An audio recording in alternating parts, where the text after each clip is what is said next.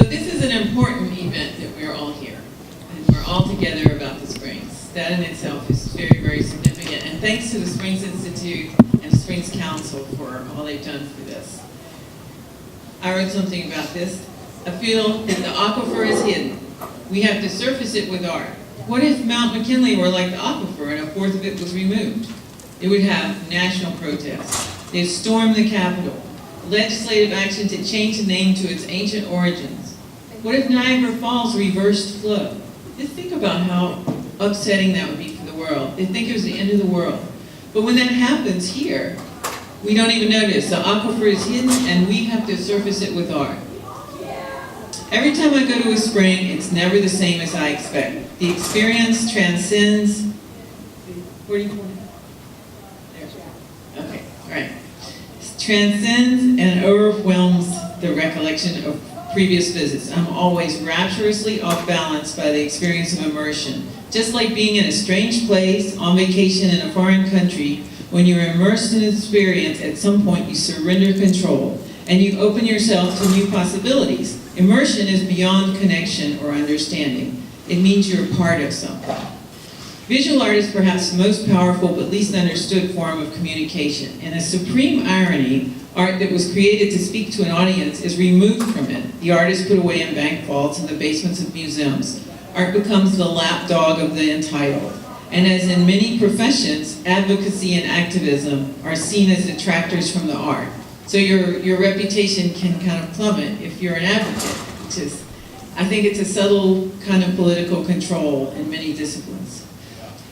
Few look at a Bruegel painting and know that the peasant dances address the humanitarian catastrophes of the wars of the Low Countries. We see Picasso's Guernica in the museum, but know only sketchy details of the Spanish Civil War that inspired it. We think it's more about Picasso. But let's let one collector be moved to action by the image an artist creates and the art regains its voice. Let one person who cherishes and values a work of art be open to the larger meaning and context of the work, and we are again the voice of humanity, and change can come about. While river cultures are the birthplace of human society and activity, no one would linger in any of these places without the springs that nourish them and are the essence of all life and human survival. These people's collective knowledge can instruct us about relationships with water and springs. The Greeks, long before writing was codified, felt that the repository for all of human knowledge and culture was the bubbling spring of mnemosyne, or memory. A scholar many of us know at the University of Florida explained to me that in Exodus, Moses received divine instruction on how to procure water. He could strike the ground and water would come forth, or he could speak to the water and it would come forth. If he struck the ground to get the water, he would be punished. Talking with nature is always better. So Aaron struck the ground with his staff. Water came forth, and they were forced to wander in punishment for 40 years with a bunch of people that couldn't get along. Sound familiar? Many of us go to galleries and museums and view art and are moved by it, but we lead compartmentalized lives where art has its place outside our daily concerns. That's why I like art to appear where it is not expected, to bring it into one's path of activity. I embrace public art projects that you encounter where you least expect it, or maybe you see it peripherally day after day, and it inspires gradual change. The more that artists promote our images of the springs, the more we are seen as a water culture.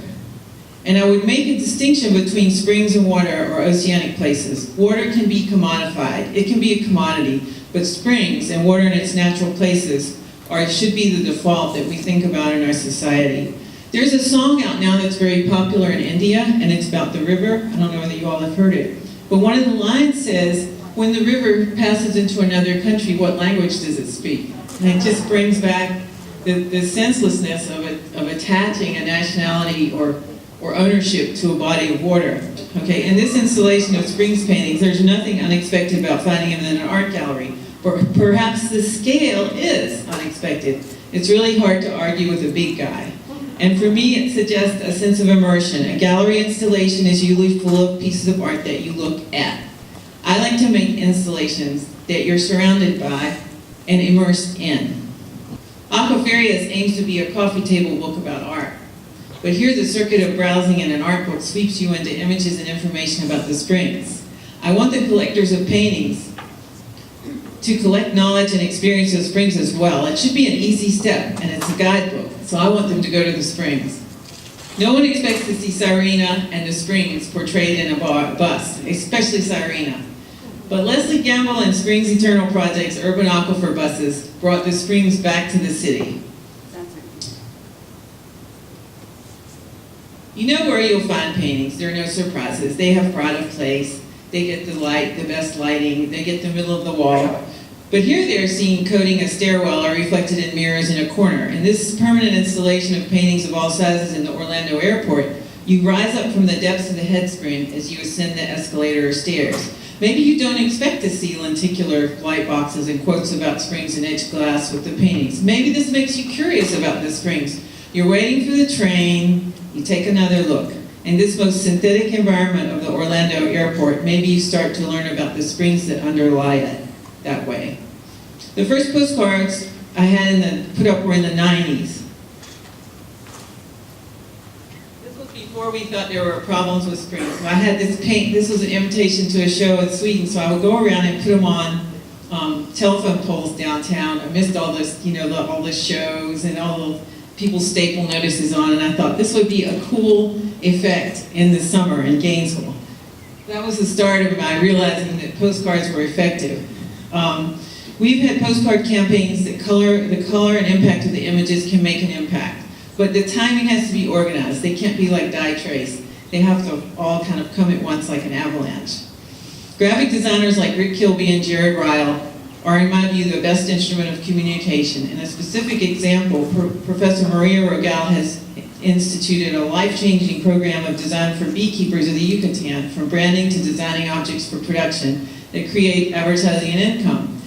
These programs have great potential for the springs. And another thing I've done, I've involved with several films about springs that I hope give context to the art and information about the springs. I also would suggest Gainesville has a great resource with a cartoon school, and I think they'd be great for books for younger audiences and graphic novels and narrative. My dream has been, I have a sort of no sense of time, like I'm in the springs. My dream has been an underwater art exhibit with people from all over the world, international artists, getting us to swim underwater to see the exhibit. They say that bad news turns people off, but on the other hand, celebrating the beauty of the springs can mislead people into complacency. In this case, I'm so frustrated at this calamitous sinkhole. So, my last shot, take a look at this card on your table. It's kind of a test card. It's only putting a face on the myriad egregious intrusions into the aquifer. This happens all the time, but somehow this is more salient, this mosaic sinkhole. So I'm interested in what you all think and what reactions your people might have with this card. You can write me on the Aquiferia's Facebook page, and maybe we can start another means of communication. Thank you.